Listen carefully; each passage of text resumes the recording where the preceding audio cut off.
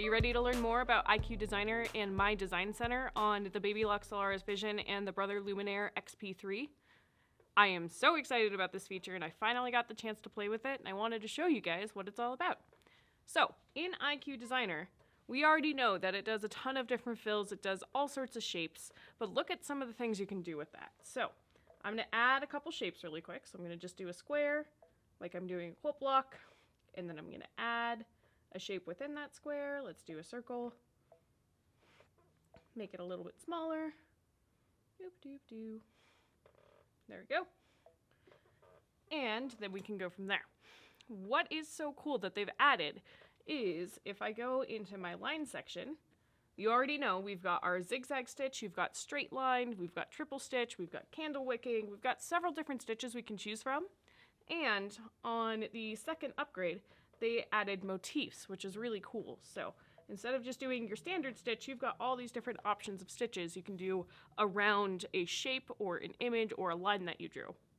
But there's a new button on here. If you look, it says custom.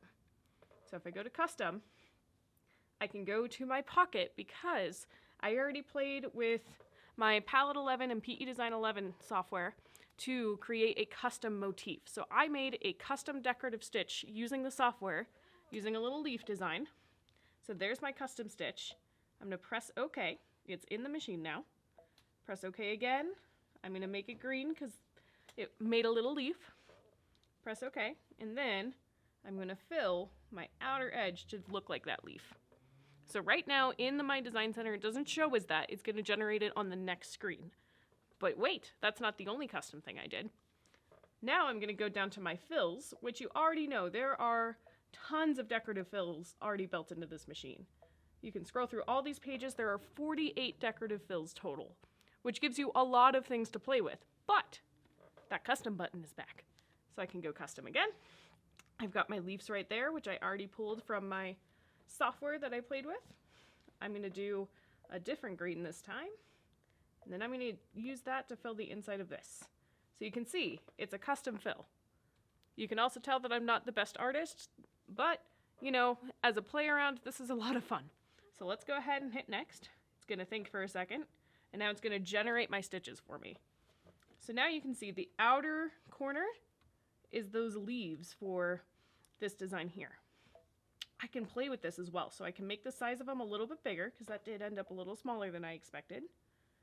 And then it's going to generate for me. There it goes. I can change the spacing between the stitches, so I'm going to make it a little bit bigger.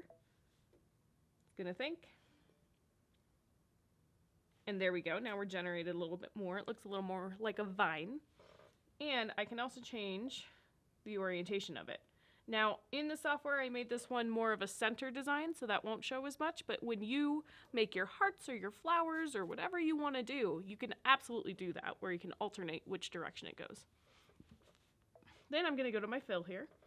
That's that outer line, so I'm actually going to turn that into just a single stitch, so it's not distracting.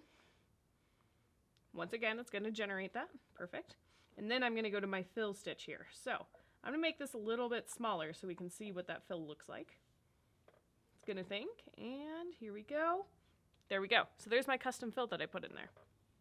Now I can change the angle of it if I wanted to. So you'll notice the leaves kind of rotate. Beautiful.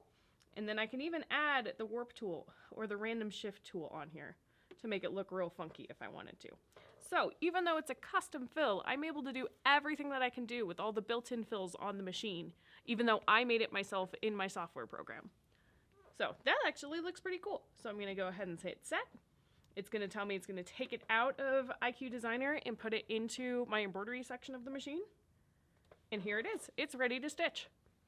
Look how easy that was. So if you are interested in exploring software and seeing how it can work with your IQ Designer or on your Luminaire XP3, the My Design Center, this is a fantastic thing to play around with.